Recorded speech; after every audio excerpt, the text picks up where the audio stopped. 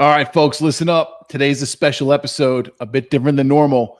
I'm actually going to be presenting to you here in a couple minutes. You're going to listen to an episode of someone else's podcast that I was a guest on. Yes, we're taking this content, we're repurposing it. I was asked to be on a podcast with this gentleman by the name of Fletcher Wimbush. Fletcher, this dude is a stud. He is an expert in hiring. He actually owns a company that specializes in helping companies and basically larger organizations hire very specific roles for their companies. He's also developed a proprietary software to help people with hiring. Those of you who are going to listen to this know that I'm a huge proponent of WiseHire. I still use WiseHire to this day, but Fletcher and his team run a different software that they've developed in-house, and they do a lot with personality testing and so on and so forth. And it's much deeper than even some of the stuff that I'm currently using. So this guy is the authority. He is the expert when it comes to hiring. And I'm just honored to have spent about an hour with this gentleman having a really deep, in-depth conversation. And we aligned on so many of these topics. So for those of you who are struggling or having challenges with hiring, which by the way is the most difficult thing I've ever had to do in business, so don't feel like you're on your own island or alone. Get into this, listen to this podcast, and go and implement some of the strategies and techniques that we talk about here. And I guarantee you that it's going to help you with your hiring in your company. With that being said, if you want to dive in deeper, you want to come work with us or work with me directly at Step It Up Academy, I would love to be the person who helps you dial this in with the systems and processes in and around hiring and onboarding for your company. If you have any questions with that, feel free to reach out. You guys can always leave a 5-star review on the podcast. That's a really quick way to get my attention. But you can also reach out to me. Send if you want. You know what? Here it is. I'm going to give you my actual phone number here in this podcast. Right? Real simple. This is no bullshit. If you want to connect with me, shoot me a text. Be sure to reference that you heard it on this podcast, so I know that you're not a stalker. And then we can have a conversation and see where it goes. My direct number, 516-790-6931. Again, 516-790-6931. Shoot me a text. Let me know if you want to have a conversation or dive deeper into doing some coaching with Step It Up Academy and myself, join the mastermind, maybe come to one of our live events. I'd be more than happy to have a conversation with you to see if it's a right fit for not just you, but also for me and the team at Step It Up. With that being said, enjoy the episode and go get some shit done. Have a great day. Hey, welcome everybody who is joining us live on the Zoom version of this, and then who's joining us on the LinkedIn Live version of this. We really appreciate everybody tuning in, and this is going to be a great one. Today, we're talking about, from impossible to inevitable, hiring frontline workers. And I think this is a hot topic. Anybody who's hiring people in restaurants, service technicians, healthcare, construction, manufacturing, I don't know, you name it. If it's a frontline type of job, everybody's struggling with that. So, the goal today is we're going to really begin to unpack that. Tomas has some really unique experience in that. He comes from the car audio background before he became a business coach and executive coach. So he knows what it's like to have to hire these people in a very niche area. So between Tomas and I, we're going to leave you guys with a bunch of things that you can really implement tomorrow. And so I'm just really excited to have this conversation. So Tomas runs Step It Up Academy. And has since, moved on, still obviously involved in running businesses, but is really heavily involved in coaching other entrepreneurs and small and mid-sized businesses and helping them get their time back, right? And to their sanity back and the chaos under control. So I always love talking to coaches like Tomas, because you've always got such great insights for this S&B space. So, just Tomas, tell us a little bit about your background and how you came to build the Step It Up Academy and what this is all about. Yeah. So like you mentioned, car stereo was my life for 20 plus years. And 2009-ish started my second company in the 12-volt automotive space. And my business partner and I had this opportunity to get heavily involved in the telematics industry. So to dumb it down to layman's terms, we got involved in installing tracking devices and dash cameras in commercial vehicles. Oh, and the same skill set we used in the car stereo world transferred over to that very easily. All right, cool. And we see it's now, going from business to consumer, B2C, we're in business to business sales. And there was much more opportunity. People didn't mind to spend a little bit more money because it was now the business spending money, not a person. I was all right, great. There's tons of opportunity here, and started growing this company. And we were both failed business owners ourselves coming into this one. We had both started a company and burned it to the ground within a couple of years because we were great technicians, but knew nothing about business. Right. Wow.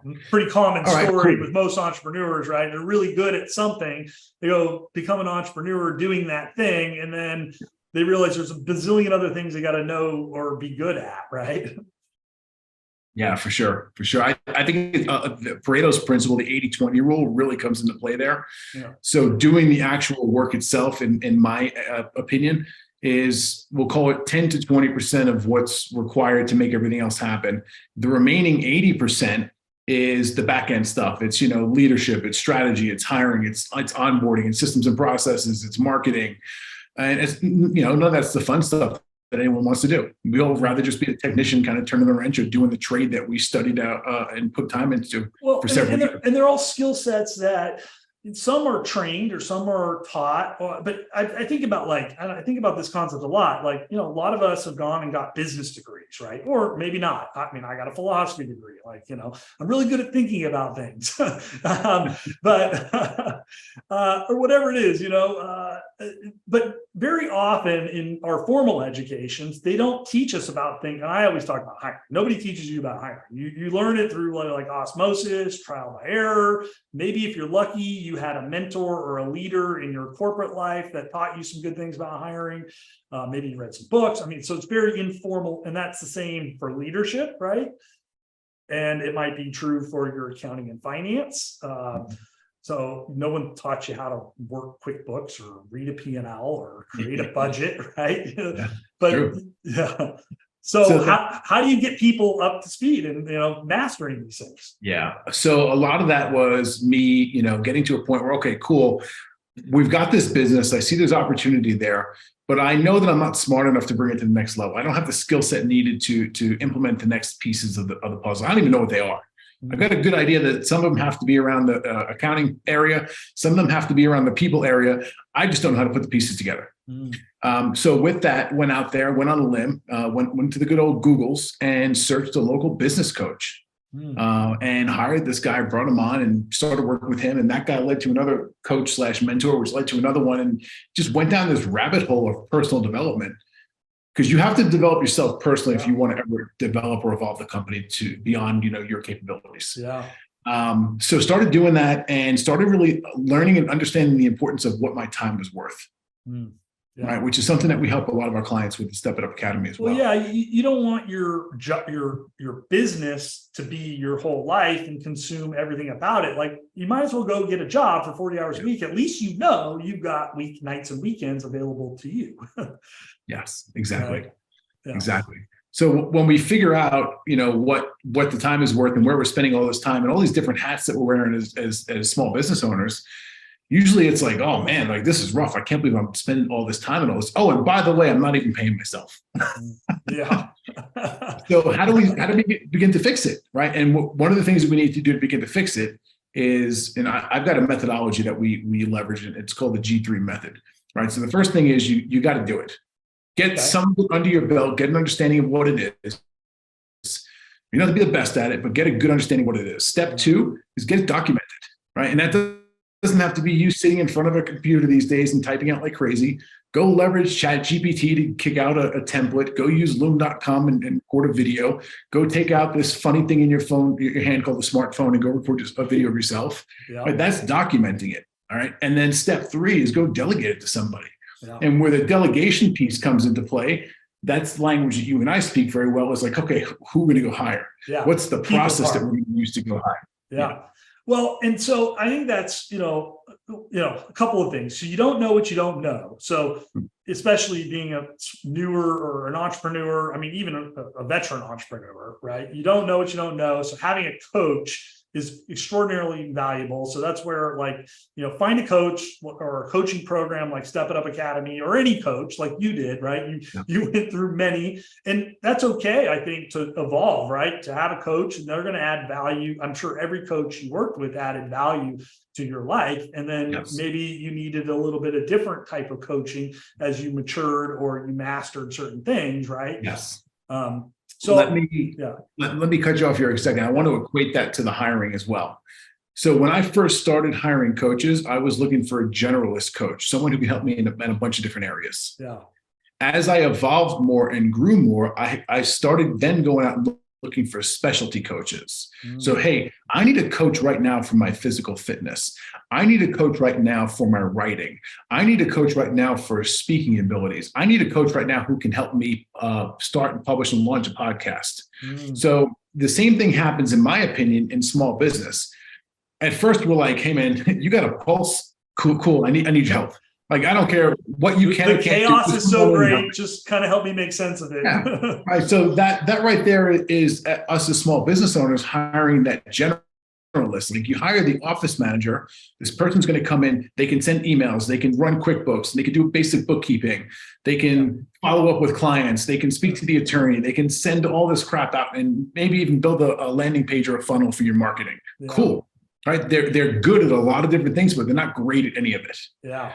And there comes a point in business where you've got to stop hiring the generalist, and you've got to go out and you have to look for the specialist. You have to look for the person who is a dedicated marketer. You have to go look for the person who's a dedicated copywriter, and so on and so forth. Well, and so going back to staying on this topic, but going back to something that you mentioned, your G3 method, right? And I really like that. It highlights something that I think is really important. And I think it's a little different than the way most people think about it. Most people say, just go hire the person who's really good at that thing. But you are like, no, go get familiar with that thing first, and then go hire that person. And I really tend to personally subscribe to that quite a bit myself, because the thing I find when you go hire somebody to do that thing that you're not good at, let's just use accounting, for example, right? It falls in lots of different areas, but if I know zero about accounting and I go hire an accountant, how do I know if they're doing a good job? Yep. Right. So by me becoming at least familiar with the P&L and writing a budget and accounting, again, I don't have to be the expert. I don't even have to be the expert at using QuickBooks, but I just have to understand it enough to know what good looks like, right? Yeah. And that's the first step in creating a job description. Well, so the second step is the SOP, right? So the first step is know what good's looking at, because I've done it enough to understand it. The second step is create the SOP. And that is the step-by-step. And again, however you want to create that, right? And the beauty of AI these days, if you do it on your phone, you can transcribe that video, and then you can dump that into ChatGPT and say, make this more sensible. Put it into like a step-by-step guide as opposed to me blah, blah, blahing on my phone. But you can start there, right? Yes. You know, and then that becomes the foundation for now what becomes a job description. And a job description is two things. It's what does good look like? The performance outcome, how does it define? What does it look like? Ideally, a measurable outcome. And number two, it's how do you get there, right? What's the process to getting to good? And that is a proper job description, right? Yeah, I think a lot of people fail on two sides of that. So to me, that's not even the beginning. I think the beginning of the foundation is set in the company's culture. Establish the core values, the mission, purpose, all that kind of stuff. And I think a lot of entrepreneurs skip right over that because it's not fun. It's not sexy. I don't need that crap. That's for the big businesses. No, it's not for you. Trust me. So I'm a big firm believer in hiring for that cultural fit, hire for the values and then train up for the skill. Because every time that I've done it in reverse, I've gone and said, oh, the hell with the values. That guy is a stud. He's great at X, Y, and Z. Let's bring them in. It's never worked. Not one single time in my entire career has that employee worked. You're blinded by the flash and you forgot to look at the core value match, right? And it's possible they're both, but you get distracted by, oh my God, this is the best developer I've ever seen. But then, the person turns out to have all sorts of behavioral dysfunctions. Right? Oh, totally. So I think that's a key piece there. Make sure you got that stuff in place. Then it comes to, the G3 method, get your hiring and all that stuff in place as well. But the other piece of it is if you don't have the SOPs in place, if you don't have a structure in place, a system for them to follow, what are you expecting for them when they come in that first day? So I think a lot of people get, all right, cool. I've got the core values in place. I've got the hiring process in place. We get some decent people in. What happens the first day that they're with you? Yeah. What does that onboarding experience look like? Yeah, I love that. And so that's the next thing I always tell people. And so nobody wants to do any of these steps, by the way, right? No. So they don't want to take the time to do the core values, the mission. And I skipped over that part. We talked to a lot of coaches, so we've got a lot of content there, but I think you're dead right. You got to start there. And I think where I see a lot of people fall down, right, is in this creating a good, powerful, performance-based job description, which means tells what does good look like, what's the outcome, the measurable outcome, and how you're going to get there. Those are the SOPs. And then you just nailed it again, is this, what does the onboarding? And the onboarding process, again, starting with day 1, week 1, week 2, month 3, month 6, month 9, 12, right? It gets a little less granular as you get further out, obviously. Sure. But I start, right, week 1, 2, 3, 4, super granular for a reason, right? Why are you so granular in the beginning? The way it was taught to me, and this is going to different events, paying other coaches, people who were experts in this area. Because again, I wasn't strong in that. I didn't come out of the gate, knowing this stuff. Like, what is onboarding? What does it even mean? And the best way that it was equated to me was, it is, like, you have a client experience, you have a customer journey, you have it. So if you sell a client, the minute they become a client, they get a welcome email, that the team gets notified that we just closed the deal, X, Y, and Z happens. We ship out some swag to this person, we get blah, blah, blah, blah, blah set up. They get access to all their stuff that they're expecting from us. Cool. Well, the same thing should happen for your team members. So if you're going to bring somebody onto your team, right? I'm really big on communication, and more importantly, proactive communication. It's one of my core values in my company and my personal life. Okay. Always will be. And that's not even something I'll be negotiable on. Yeah. So proactively tell your team, hey, by the way, we just brought somebody on. Yeah. Before that person's first day is even there. Yeah. Right? So what's the process for you notifying your team? And again, we don't have to overcomplicate this. So in my company, we leverage Slack for all internal communication. Go in and introduce this person to the team. One shot, take you 5 minutes, not even done. Yeah. What happens from there? What does the onboarding checklist look like? What's this journey for your new team member going to look like? Because it's our job, our responsibility to wow this person just as if they were a customer who came in and spent good money with us. Yeah. Right. Day 1, they're showing up. If you're in an office environment, did they have a workstation set up? Yeah. Do you have an email? My biggest pet peeve. They show up on first day and none of their tech, and they spend the whole day like trying to get their logins, and their computer's not even ready, or again, if they're not, then field, where's their uniform, where are their tools, what are why are we wasting time with that? I'm paying them on day 1. Yeah. Hopefully I'm paying them to do something more valuable than like find their wrench. Yeah, big time. The other piece of it for me is, we need to then indoctrinate the person into the culture of the company. So cool. Hopefully in the hiring process, you figured out a way to decipher if they're a good fit for the values and the way that you do things. Yeah. Cool. If they are, you brought them on. If they didn't, you said, no, thank you. Yeah. So you bring them on, but what are you doing to indoctrinate them into the culture and the way that you do things there in the company? Right. Yeah. And the first couple of times that I did it was, hey, this is a one-to-one deal. We're going to spend, a good solid 2 days to a week face-to-face in the office with the new hires. Yeah. We try to get 2 or 3 in at the same time to save time. Yeah. And hey, this is what we're about. This is the mission, purpose, core values. This is our goal for the year. This is our big, you want to use coaching terms, BHAG goal for the next 5 years. Yeah. Cool. This is what it looks like. This is who's on the team. These are your key players. This is our current org chart. So let me point out the players here for you. Oh, by the way, here's a contact list for everyone who's on the team as well. So you can reach out to them if you have any questions. And then you get a little bit more granular with, hey, this is what you're going to be doing inside of your role. Yeah. But when you start thinking about it and going back to knowing what your time is worth, if you're the leader of the company, you have to be the one responsible for this over and over and over again. Like, there comes a point in time when you're growing and scaling the company that you can't even do that any longer. Yeah. Yeah. Because it's not the highest and best use of your time. So how do you indoctrinate? Build a system for it. Yeah. To indoctrinate them. Yeah. So what do you do? So I've done it a couple different ways. This is definitely one of those things where you can train and delegate to someone else in the company after a certain point in time. It also depends on how many different layers of management you have in the company as well. But one of the things that I found really useful, if you've got a small group, and I'd say, let's call it under 20 people on a team, is start filming the founder of the company and be like, hey, I need you to explain in your words, your exact words, what this core value means, and list through the company's core values. Mm-hmm. Explain to us what the mission is that we're on and why we're important.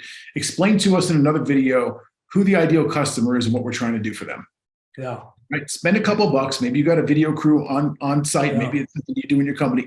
If not, go find someone on Fiverr if you have to, and get these videos edited. Yeah. Right. And then I don't even know if it needs to be that complicated. I mean, if you're a small business, just pull your iPhone out and just do it. I mean, like, nobody's going to hate you because it is iPhone quality. I mean, right. It's the message that matters, not the production value. Right? You are 100% correct. Yeah. 100% correct. Yeah. You get bigger. Okay. Go hire an editor. Right. Yes.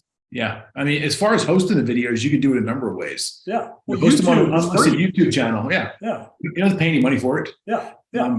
Super easy to distribute, right? You create a playlist and just boom, boom, boom, boom, right? Yeah.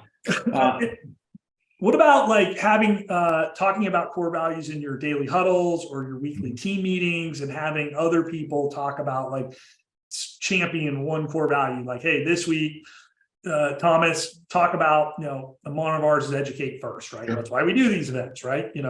Talk about that. Where did that come up this week? Did you see anybody demonstrate, or do you guys, So yeah, we definitely do that. It's a big thing. Leading the last company that I ran from a high level, we did it in person weekly. We had basically a team meeting on Monday mornings, 10 a.m. And we would basically get the 15 or 20 people in-house together, and we would sit around the table. And the first thing that we would cover in that meeting is we're going over the core values. Yeah. And sometimes leadership would just say, hey, these are the core values. This is what they mean to us. And other days we'd go in there and just throw somebody on the spot. Yeah. Like, hey, Joey, stand up and tell the team here what one of our core values are. Yeah. All right. Now, in your words, what does that mean? Yeah. Yeah. Right. Give me an example of when you saw somebody do it, right? Or something, or live it, right? Exactly. Hey, who here has seen someone live out a core value last week through some of the business interactions we've had? Someone raised their hand. Okay. Who was it? What they do? And how was it a win? Okay. So obviously having a really strong, well thought out, onboarding process, big part of that is culture immersion, making sure that they really understand those values and things like that. The other part of it's like teaching them how to do their job, right? I think for me that the key, aside from the mechanics that we're talking about, like, yes, you need to do these things for successfully onboarding them. We teach a fact-driven hiring system. The last part of the hiring process is training and onboarding, right? And why? The same point you make, right? It's often overlooked. It's like, okay, we did all this work. We wrote a killer job description. We attracted some great people. We evaluated them. Like, we're confident that they're going to be good. And then we hire them, and then nothing, right? Is a common mistake that happens, right? So, okay, you build out the training onboarding system. I also think when you do that step, you got to re-look at your job description. Mm-hmm. Because whatever you thought it was, if you start really inspecting what the onboarding process is, the training process, it should be aligned with that. And sometimes it doesn't. And the training and onboarding process can tell you what should be in the job description. Mm. Especially if you're like, well, I don't really know, but I'm fuzzy about that, right? Well, if you break it down that granularly, like, I got to train this person, they got to get up to speed and be at full production in 90 days. That is what your job description leads to, right? Yes. Yeah. Yes. I'm going to go back to you here in a second, because I think you just said something that's super important, super powerful. And most small business owners are like, no way, I don't have time for that. Yeah. Okay. You just said, get them operational and up and running in 90 days. Yeah. Which I think is very reasonable. Yeah. Okay. I think anything, there's always exceptions. There's lots there, but anything less than that is probably unrealistic. Correct. Anything longer than that is like, well, that's really starting to be a costly investment, right? Correct. I think that most small business owners are moving at such a fast pace, and they've got so many things going on that they think 90 days is unrealistic. Yeah, too long. They think it's too long. Yeah. Like, hey, I just put that Indeed ad out there. Why don't we have someone sitting in the seat 3 days later? Yeah.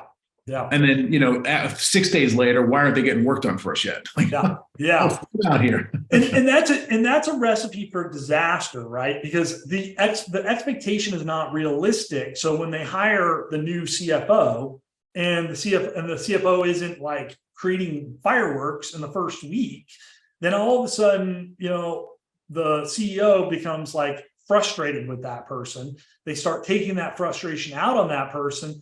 And then the whole relationship begins deteriorating like within a month of it even beginning, right? Yes, I agree.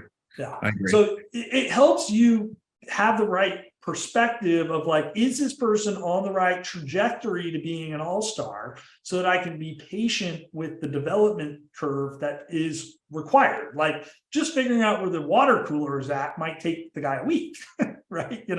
I mean, I love that example, but that's a really, really good point you make. And then the other one you make is, I threw that job ad up on Indeed. Why isn't the role filled next week?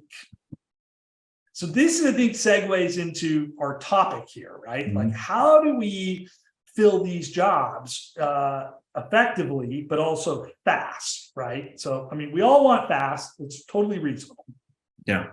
But a common, and I see this a lot in white collar and like professional, like CPAs, lawyers, engineers, things like that. Frontline workers definitely can move a little bit faster, but I tell my CPA and my engineering clients, like, if you want to fill this role, it's a minimum of 6 weeks before they show up. That's assuming that you find the person tomorrow. Yeah. That they raise their hand and you start a conversation with them, because think about what happens, right? They apply, takes, I hope it doesn't take this, but this is common. Takes 3, 4, 5 days for somebody to get back to that person. Hopefully they respond. Okay. Then you got to schedule. Well, these people are busy. Well, I don't know, 3, 4, 5 more days later, you have your first date with that person. Yeah.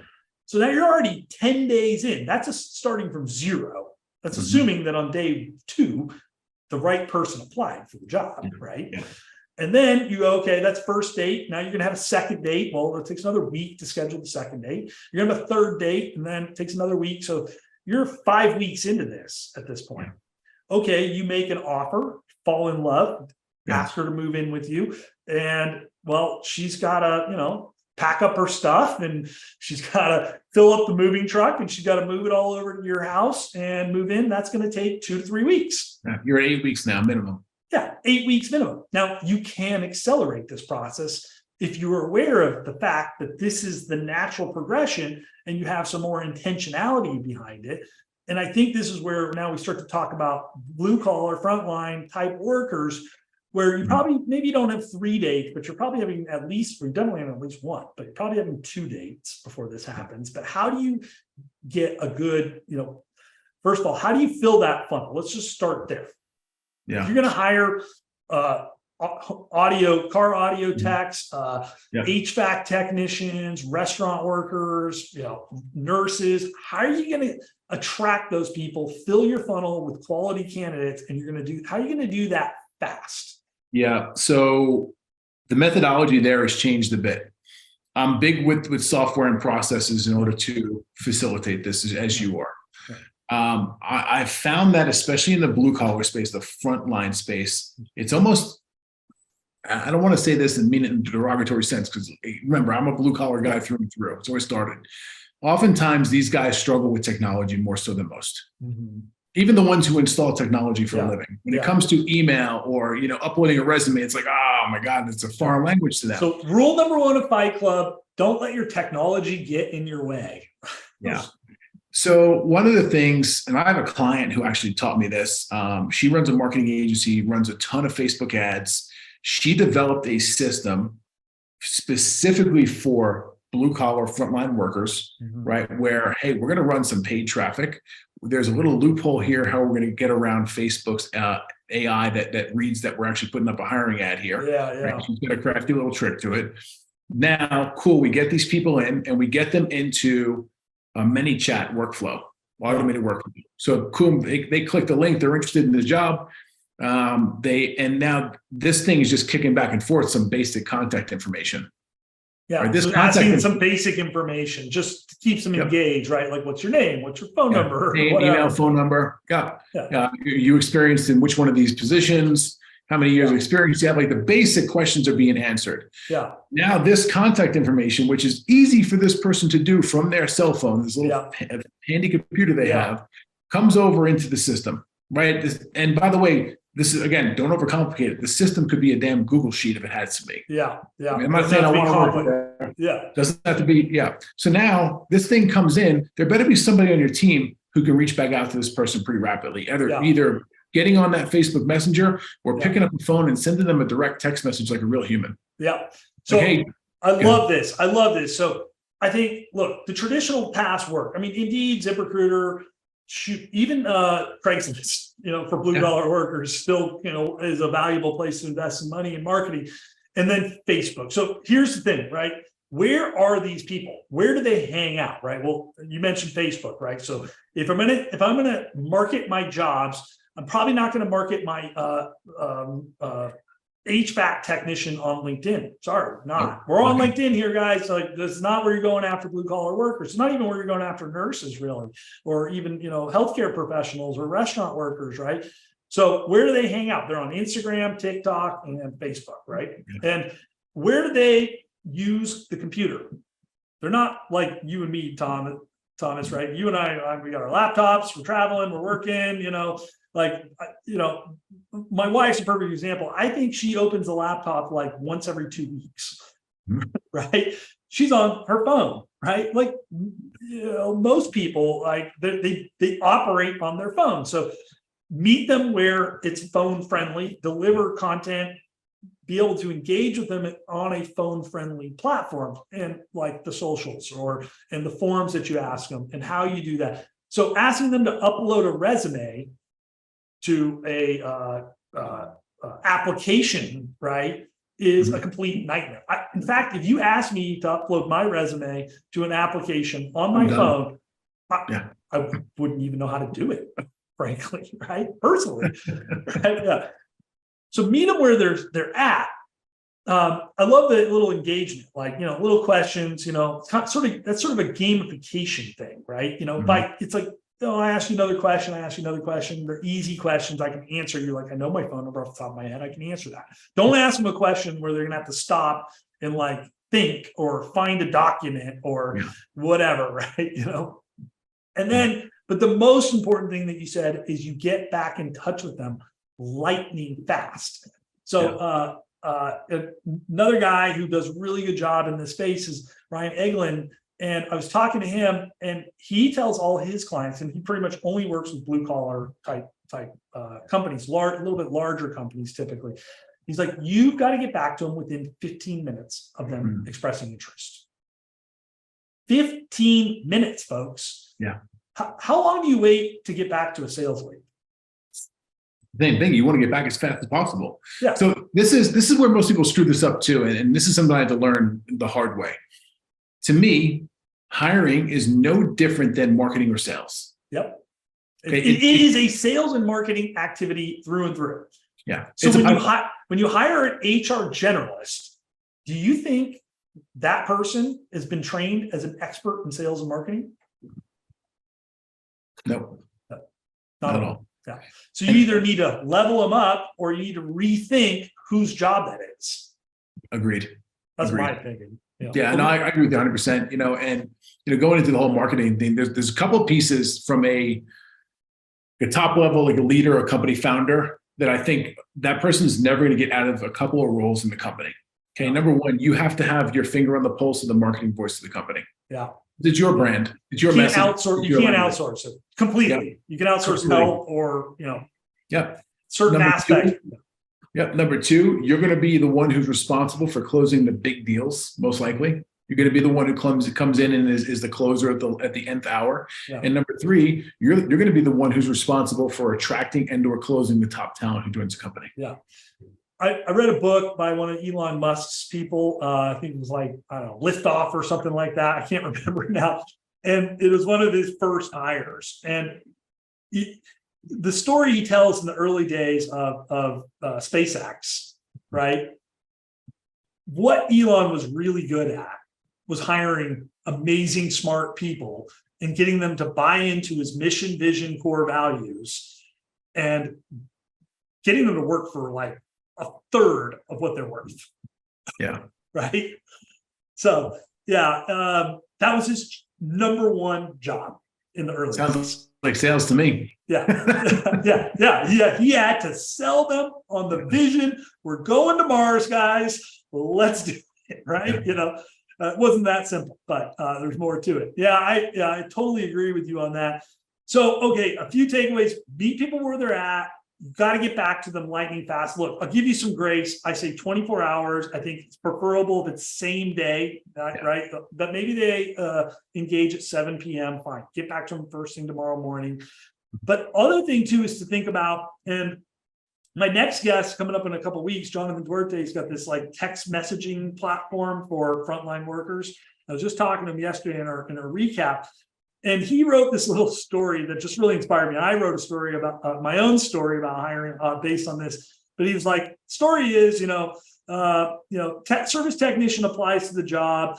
HR person comes in tomorrow morning at 9 a.m. About 9:30, they get around to reviewing the resumes and they say, oh, this person looks good. So they send them an email. Do blue collar frontline workers check their emails? Never allergic to it. Yeah, because again, I look at my wife. She's a teacher. She's not like an entrepreneur, right? What she does with her emails is shopping.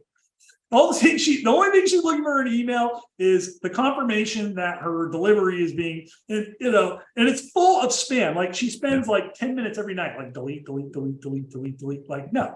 So, and again, if you're a blue collar worker or frontline worker, you're working, right? You're driving a forklift, you're driving a truck, you're hammering a nail, you're helping a patient, you're serving a table. Are you looking at your phone? No, you're too busy doing other stuff. Yeah, but when you get a break, what do you do? Yeah, you gotta look at those text messages. You gotta look at those Instagram DMs or the Facebook DMs. Yeah. So text messaging, phone calls, but text messaging, it's really a text first approach, right? To engage with folks, right? So yeah, I think those are a couple of key tips that I think, and we've done this. Like, so right now we're helping an HVAC company and a concrete company. The HVAC company's got like 3 locations, and the other one, concrete company, 100-person company in Baton Rouge. They went from zero, like 10 applicants, 20 applicants, 0 hires for a whole quarter straight to 300 applicants. And all of them were qualified. They all had CDL driver's license, all on paper. Not all of them were good, but they were all like basically qualified. And by making just a few tweaks to where and how they marketed the jobs and how they responded to the candidates, they made 5 hires in 1 month. They went from 0 to 5 trucks back on the road. You know what that means to a company like that? Yeah. $500,000 a month in revenue. Yeah. Those trucks sitting in your parking lot are worth 10 grand a day.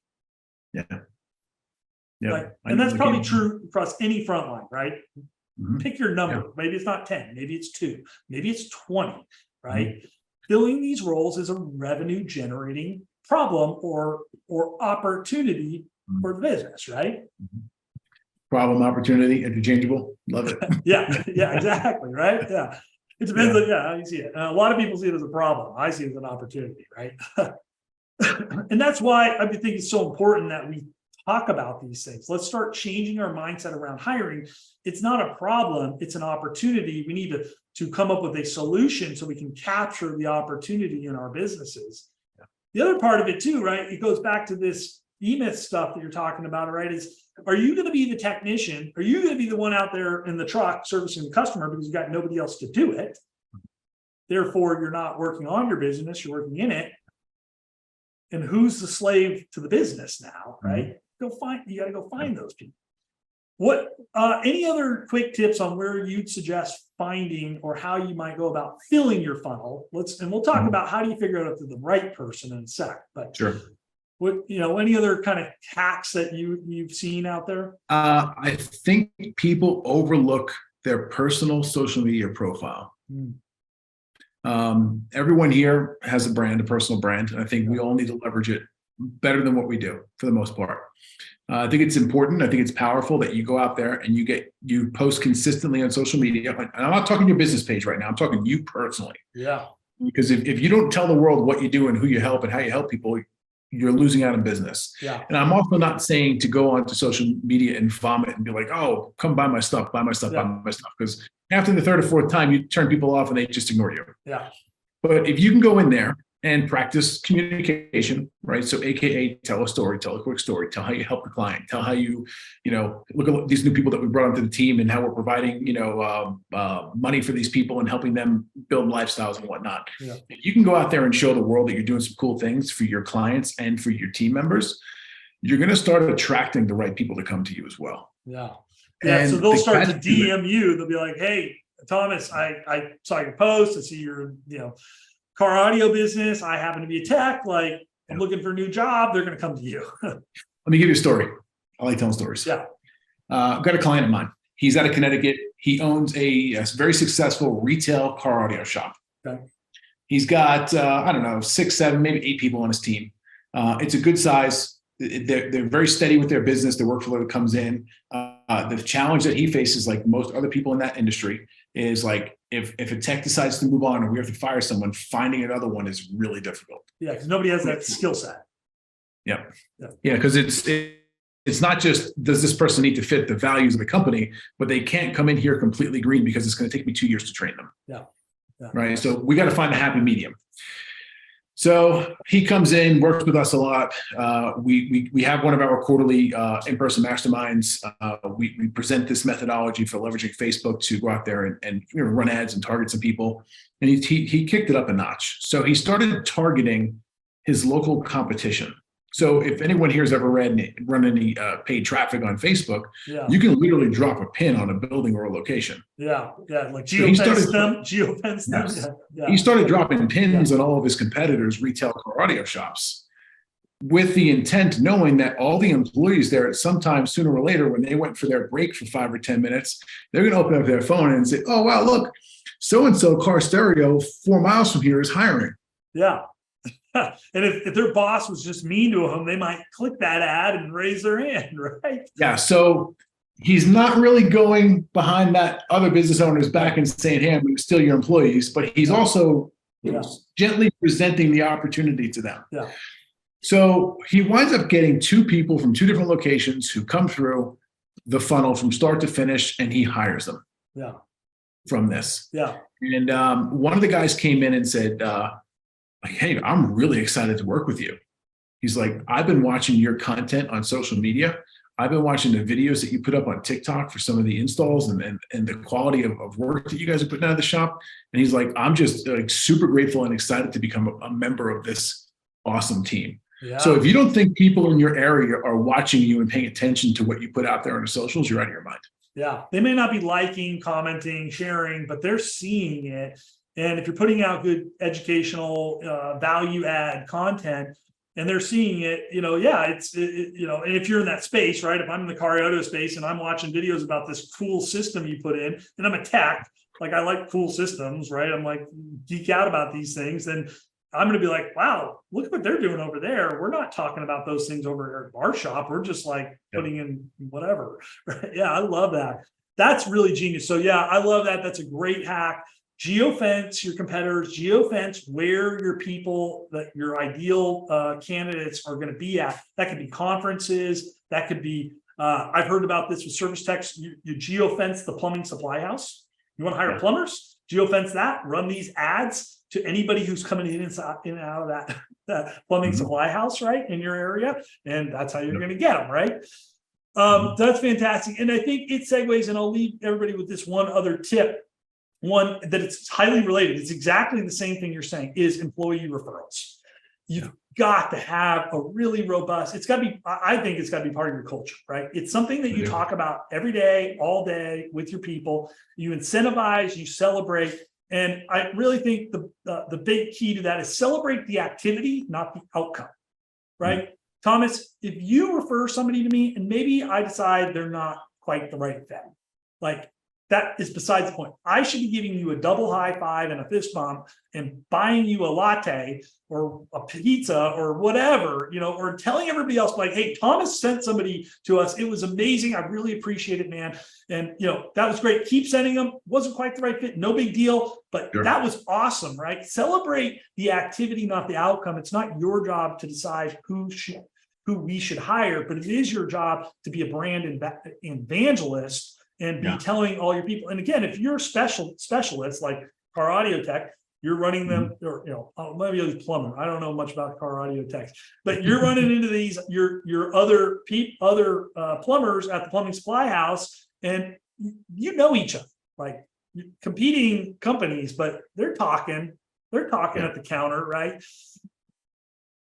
So so I think there's very similar kind of strategy there. All right. So with a little bit of time that we have left, okay, you get a candidate, somebody raised their hand, they're qualified, whatever, they got the right experience, everything seems to be good. You want to begin figuring out whether they're actually a good fit for your organization. What are a couple of things that you suggest to help in making sure that you get the right person? Yeah, a couple things. It depends on the role too. So if we're looking frontline workers, I like to build some form of an assessment that I can figure out this person's skill set. I'll give you a real live example. So when I had Top Class, which is my GPS installation company, would come through the hiring funnel, cool, apply the whole 9 yards, great. They would then get emailed a link to fill out an online form. It was a questionnaire. That online form was 10 questions. The first 8 questions were multiple choice, and you could literally Google the answers. Okay. So hopefully they're smart enough to do that. Yes. One of the core values in that company was resourcefulness. So if you don't need a skill set or an understanding of what these terms are, go plug it into Google and it will give you the answers. I promise. Or ChatGPT these days. Yeah, well, today we can use that even easier. And the last 2 questions were situational based questions, right? So, hey, you went to a customer's job site, you worked on their brand new Volvo tractor, this $400,000 or $500,000 vehicle, you installed this device and you left. And 5 minutes after you left, you're driving down the road already, going to your next appointment. And the customer calls you and says, hey, that new vehicle mine you just worked on, the brake light stopped working. What do you do? Okay, this is a situational based question, and I've got 2 of them on this test. And it's a text box. I'm looking for you to give me more than 1 sentence or 1 word answer. Right. And hopefully a decent enough answer where it's not like, tell them to pound sand or something. Right. Exactly. So we would use this information here to kind of decipher a little bit more. It also brings up conversation on the next call. So I like to do a Zoom interview or Zoom screening is the first one, because I don't want to waste time with you coming into my office. It used to be a phone call, but now do Zoom, right? For me, Zoom, I'm going to get a bit picky. I want to see that you show up on time or prior to the call. So one of the things that I like to leverage with Zoom, and this being a Zoom user, if someone logs into the meeting before you, Zoom sends you an email. So so-and-so just logged into the call. I'm looking for that. Okay. Because I want you there either on time or before I am. And I'd say most candidates do. I mean, obviously the bad ones don't, but I see that all the time when interviewing candidates. So have that call. Shows they care. Show that you care. Use a templated format. Ask these people the same damn questions. Don't just go and route stuff off your brain, because you're not going to have consistent outcome at that point. That was going to be one of my questions. How do you build your hiring muscle? And that's, I think, step 1 is you got to have a consistent format, right? Because otherwise, how do you master or how do you compare people if you're asking Joe this question, Jane that question, and you're all over the place? Like, you never really get a great apples to apples comparison if you're just inconsistent in what you ask people, right? Yeah, correct. On top of that, in the front end of the process there, I'm also big on some form of a personality assessment. Whether it's DISC, predictive index, whatever your company has in place and is using, leverage it, use it. That's all data that you're using to basically study the person, right? Next step is I like to get them, if you have an office setting, right? Get them in person, have them sit down in front of you face to face and get a good read on that person. Right. Someone who's in the hiring position should be able to read other people. Okay. And I'm talking not just verbally, I'm talking read the body language. And I use, so I have a thing about gut hiring, right? Well, first of all, not proponents of making decisions based on gut hiring decisions, but you can use your gut to say no. Like, so you just kind of nailed it. Like, look at body language. The body language is bad, it's negative, it's standoffish, things like that. Absolutely. That's a reason to say no. But because you and I both like the Jets, like, I'm just assuming next year in New York, but Absolutely. is not a reason why you should hire me, right? Building rapport is fine, but I should not fall in love with you because we both happen to be the only two Jets fans in Texas, right? I love it. No, I think that's really smart. And that is very similar to the process. I mean, I teach a 5-step process, and it's not as daunting as it seems, but you nailed like all 5 of them, right? Obviously have them come do a Zoom. Custom assessments. I mean, that's one of the things we built into Discover is custom assessments. You can build a custom assessment for any skill set these days. Yeah. It's really freaking cool. We just build them for you. It's 10, multiple choice, whatever you want, 100 questions. I did it for a blockchain developer. And I mean, it was like a 30-question test because being a blockchain developer is kind of complicated. But I mean, literally, it doesn't matter how complicated the job is. You can now, with AI, create really remarkable custom assessments. And then, I mean, obviously I'm in the assessment space. I'm big on attitude and integrity. So especially for blue collar, we bought a company last year called Integrity First. So measures for honesty, drug use, hostility, and theft. On our core assessments for like higher level roles, it's looking at a lot, not as many as it's looking at honesty, personal responsibility, whether the person's a good team player, they have a positive attitude, those kinds of things. In addition to the personality, this type fit stuff. And then core aptitude, like how smart are they, how their communication skills, their people skills, sales skills, leadership skills. Again, what's applicable to the role, right? So I'm a big fan of assessments, obviously, and really think they're important. Typically doing those after a first interview, after they're engaged, they're like, yeah, I want this and I want to take the next step. Because that is first thing, right? You got to get them on the phone, you got to engage in that conversation, you got to go on that first date. Like they're trying to decide whether they want to, keep going on dates with you, because that's going to take effort for them, and you're trying to decide the same thing. And the last thing, when you said bring them in the office, I definitely a big fan of that. I like to do that as like a multi-hour to frontline workers might be a couple of hours, but where they get to meet people, where they get to shadow, they get to see the job. You can even give them a hands-on test, depending on the role, depending on the situation. You can actually just have them like, here, fix this motor, right? Or whatever it is, right?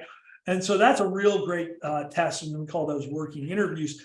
But then they get to meet other people, introduce them to their coworkers and to office manager, other people, because again, they're deciding whether they want to marry you just as much as you're deciding that. And if they meet the office manager and the office manager is not very nice to them, then they might not want to work there, right? Yeah, I agree.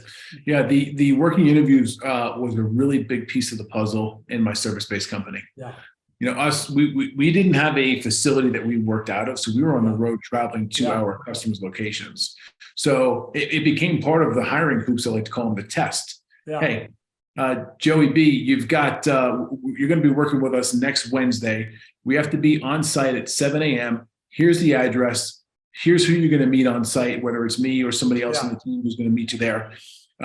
This is what time we expect you there. This is what you need to have with you in order to be prepped for success. Yeah. Right. And again, this is all stuff that you can automate or at least put into a canned template. Yeah. And that just made a tremendous difference. So we got to the point where we started sending out our installation manager, like our field tech manager, out to do these working interviews with these guys. And we would pay the technician for the day, regardless if we hired him or not. Yep, absolutely. And that's really a must in this climate. Yeah. But we want to see what you show up like. Did you show up on time or did you show up late? If you had trouble finding the address, which is a real thing, especially with some of the job sites that we went to that weren't even on the map, right? Did you reach out for help? Were you resourceful enough to find your way there? These are all giving us clues as to how you're going to operate as an individual. And then our team who's going to be on site with you, everyone's going to be putting eyeballs on you that entire day to see if you're really going to do the right thing. Do you have the skill set? What's your attitude look like, as you were talking about a few minutes ago? Yeah, and he's got a lefty Lucy's turned around, Yeah, I love it. And then take them out to lunch, right? Be nice to them, right? Treat them like you would anybody else, right? So, that gives you a little social opportunity. You can talk about the Jets or whatever, So I love it, man. Well, I think those are all really good. We've had a long conversation. We got into a lot, and there's so much more to talk about. So I definitely want to encourage everybody, if you want to learn more, I mean, I think, hiring, creating systems and process around hiring is a deep and broad topic.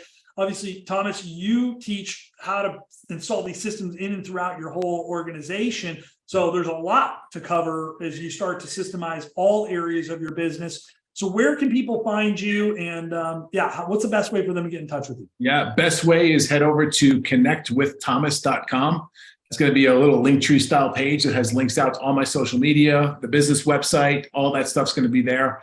There's a link on there if you want to book a call on my calendar and interact with me as a human. I'd be more than happy to hop on a call and spend some time with someone. Awesome. All right. Well, we'll make sure that gets, there you go. Emilio, drop that in the chat there. I'm sure you'll drop it on the social as we get the recordings out. If you have a friend who missed this, feel free to share the recording, and all of Thomas's contact information will be there. And it was really, really great chatting with you today. And this was a fun conversation, and appreciate it. And I'll look forward to connecting in the future. Yeah, likewise. This has been great, and I really appreciate the opportunity. Awesome. Have a good one. Bye. Thank you for tuning in to the Step It Up Entrepreneur Podcast. Make sure you head over to stepitupentrepreneur.com and make sure you subscribe so you never miss an episode of the Step It Up Entrepreneur Podcast.